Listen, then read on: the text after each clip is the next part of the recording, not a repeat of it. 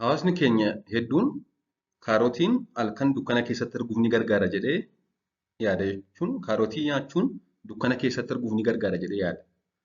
Mee dhuguma kaarotiin dukkana keessatti arguu ni dandeessisaa kan jedhuu fi akkasumas akkuma waliigalaatti faayidaa kaarotii nyaachuun fayyaa keenyaaf qabu kan jedhu gabaabsinee ilaalla. Chaanalii kanaaf haaraa taanaan sabskiraayib gochuun maatii ta'a. Akkasumas gaaffii yoo qabaattan koomentii jala naa kaa'aatii ilaallee mari'anna. Kaarotiin keessumaa osoo hin bilchaatiin dheedhiin isaa yoo nyaatame vaayitaaminotaa fi mineraalota hedduu kan qaama keenyaaf barbaachisan hedduu of keessaa qaba. Faayidaalee fayyaa kaarotii keessaa kan sirriitti beekamoon yookaan kanneen gurguddoo ta'an kan jalqabaa tokko faayidaa kaarotii keessaa ni jalqabaa. Kaarotiin vaayitaamin A of keessaa qaba waan ta'eef vaayitaamin immoo rakkoo arguu wajjin wal qabatu irratti rileeshinii waan qabuuf vaayitaamin A immoo rakkoo jaamummaa kan hirna vaayitaamin Atiin dhufu nurraa ittisa waan ta'eef vaayitaamin A ga'aan kaarotii keessa jiru kun arguuf yookaan dandeettii arguu keenyaa fooyyessuuf gahee mataasaa qaba jechuudha. Namoonni hedduun egaa kaarotii namni nyaate halkan dukkana keessatti arguuf ni gargaara kan jedhu sababa kana sababa vaayitaamin A ga'aa qabu. Vaayitaamin A immoo guddina dandeettii agartuuf faayidaa hedduu qaba.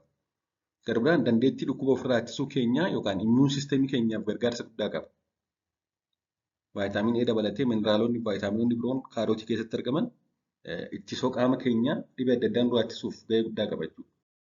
Inni garbiroon faayidaa kaarotiin nuuf kennu keessaa tokko nyaata ulfaatina qaama keenyaa karaa nagaa ta'e hir'isuuf gargaaran keessaa tokkodha. Nyaata ulfaatina keenya hir'isuuf yookaan namoonni baay'ee furdoo ta'an ulfaatina qaamaa hir'isuuf yoo nyaatan kan gorfamu keessaa isa tokkodha.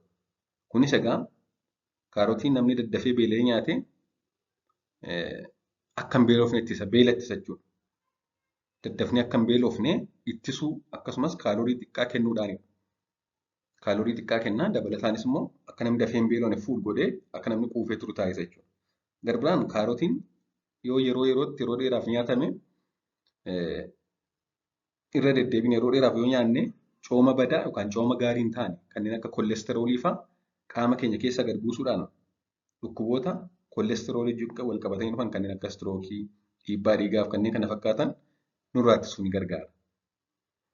Akkasumas antioksidaantii fi faayibarii hedduu of keessaa qabaachuudhaan haala bullaa'insa soorataa hir'isuuf yookaan ariifachiisuuf ni gargaara.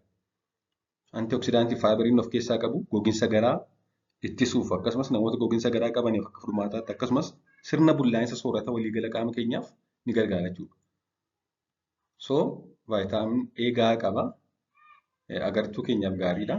Akkasumas ittisoo qaamaa cimsuu keessatti dhibeerraa dafanii fayyuu yookaan dhibee ofirraa ittisuu keessatti akkasumas ulfaatina qaamaa hir'isuuf akkasumas cooma gaarii hin taane qaama keenya keessaa hir'isuu fi gogiinsa garaaf akkasumas sirna bullaa'insa nyaataaf ni gargaara jechuudha kaarotii nyaachuun. Kaarotii yeroo nyaachuu keessumaa dheedhiin isaa baay'ee gaariidha. Waan dhaggeeffattaniif hedduu galatooma. Turtii gaarii.